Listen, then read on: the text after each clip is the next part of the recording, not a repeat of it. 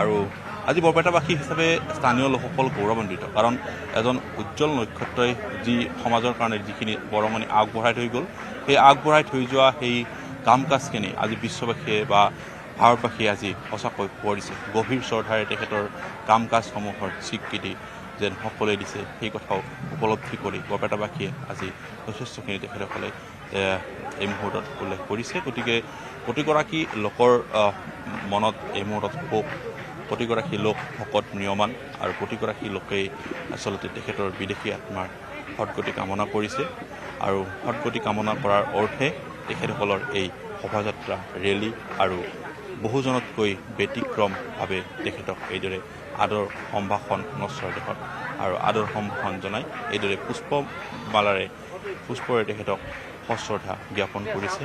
আৰু প্ৰতিগৰাকী লোকেই আচলতে তেখেতৰ হৃদয়ত থাকিব বুলি কৈছে। তেখেতসকলৰ যি কাম কাজ, এই দীঘলীয়া বৰ্ণিল জীৱনৰ পৰিক্ৰমাৰ যিসমূহ কাম কাজ, সেই কাম কাজ ভৱিষ্যত দিনত আগবঢ়াই লৈ যোৱাৰ কাৰণে প্ৰতিগৰাকী দায়বদ্ধ হ'ব লাগিব। প্ৰতিগৰাকী লোকেই আচলতে ইয়াৰ কাম কাজসমূহ চলাব লাগিব। আৰু বিশেষকৈ যুৱ প্ৰজন্মৰ ক্ষেত্ৰত বাটকটীয়াভাৱে আগবঢ়াই লৈ যোৱাৰ ক্ষেত্ৰত কিয়নো উল্লেখ কৰিছোঁ যে ইতিমধ্যেই সত্ৰীয়া সংস্কৃতিৰ সাধক ৰূপে তেখেতৰ যি এই সুকীয়া চিনাকি বৰপেটা, অসমৰ বাহিৰৰ কেইবাখনো ৰাজ্যত তেখেতে সত্ৰীয়া সংস্কৃতিৰ কাৰণে যিখিনি কাম কাজ তেখেতে উল্লেখনীয়ভাৱে আগবঢ়াই থৈ গ'ল, সেয়া কোনেও কেতিয়াও কাহানিও পাহৰিব নোৱাৰে।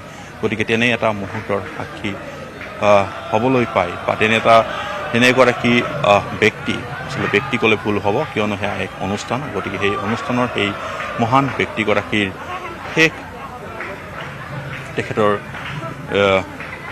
শয়নত শ্ৰদ্ধাঞ্জলি নিবেদন কৰি প্ৰতিগৰাকী লোকে আচলতে গৌৰৱান্বিত অনুভৱ কৰিছে। এয়া দেখিব পোৱা গৈছে, কোনোবাই গামোচা, কোনোবাই দলীয় পতাকা, কোনোবাই বিভিন্ন দল সংগঠনৰ যি বেনাৰ, সেয়াৰে শ্ৰদ্ধা নিবেদন কৰিছে। আৰু অহাকাইলৈ যিহেতুকে তেখেতৰ ৰাজ্যিক মৰ্যাদাৰে শ্ৰদ্ধাঞ্জলি নিবেদন কৰা হ'ব আৰু সেই অনুষ্ঠানতো সমভাগী এই অনুষ্ঠানতো উপস্থিত থাকিব যথেষ্টখিনি লোক। ইতিমধ্যে বৰপেটা জিলা প্ৰশাসনৰ তৰফৰ পৰাও সেই ব্যৱস্থা সুচাৰুৰূপে গঢ়ি তোলা হৈছে। বৰপেটা জিলা প্ৰশাসনে তাত যাতে কোনো কাৰণত ত্ৰুটি ৰৈ নেপেলায় তাৰ কাৰণে প্ৰতিটো দিশ পুংখানুপুংখভাৱে চোৱা চিতা কৰিছে আৰু আগবাঢ়িছে যাতে কোনো কাৰণত সেই গোটেই অনুষ্ঠান যাতে সফলমণ্ডিত হয়।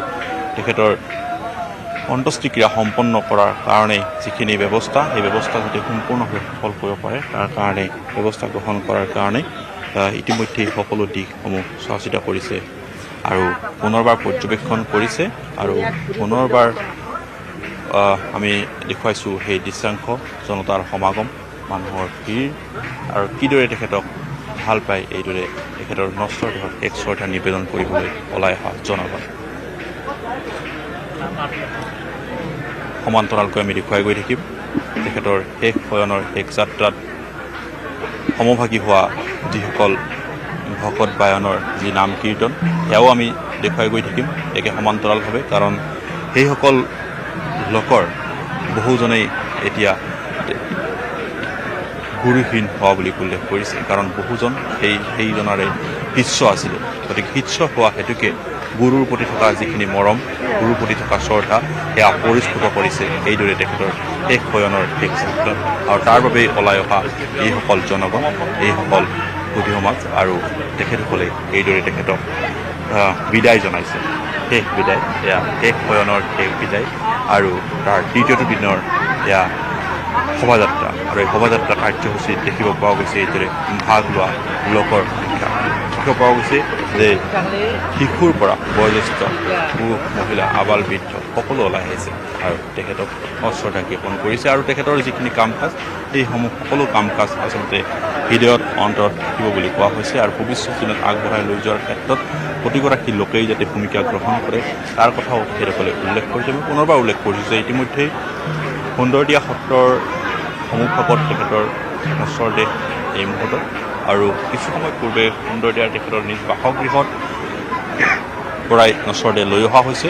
আৰু এই মুহূৰ্তত সুন্দৰদিয়া সত্ৰৰ পৰা লৈ যোৱা হ'ব বৰপেটা সদৰৰ থকা চৰকাৰী বেচৰকাৰী কেইবাটাও অনুষ্ঠান প্ৰতিষ্ঠানৰ সন্মুখলৈ লৈ যোৱা হ'ব, য'ত সেই অনুষ্ঠান প্ৰতিষ্ঠানসমূহত অধীৰ অপেক্ষাৰে জনতা ৰৈ আছে, অধীৰ অপেক্ষাৰে জনতাই বাট চাই আছে।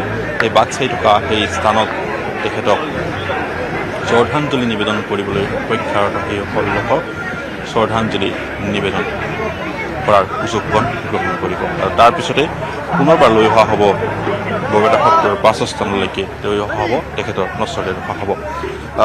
যদি নিৰঞ্জন দাস চোৱা হয় তেতিয়াহ'লে যথেষ্ট লোকৰ সমাগমে প্ৰমাণ কৰিছে তেখেতৰ প্ৰতি থকা মৰম শ্ৰদ্ধা আৰু আজিৰ দিনৰ এই সময়লৈকে যদি চোৱা হয় যথেষ্ট লোক ইয়াৰ পৰা অনুমান কৰিব পাৰি যে অহা কাইলৈ আৰু অধিক লোকৰ সমাগম হোৱাটো স্বাভাৱিক। নিশ্চয়কৈ যি আচলতে তেওঁ এটা অনুষ্ঠান আছিল বুলি ক'ব লাগিব, সমগ্ৰ অসমৰে নহয় বৰপেটাৰতো বিশেষকৈ তেওঁ এটা অনুষ্ঠান আছিল। গতিকে প্ৰতিজন লোকেই তেওঁক জানে আৰু প্ৰতিজন লোকেই তেওঁক শ্ৰদ্ধা কৰে আৰু লগতে তেওঁৰ যি সংস্কৃতিবাদ তেওঁৰ সংস্কৃতিক শ্ৰদ্ধা কৰে। তেওঁ বিশেষকৈ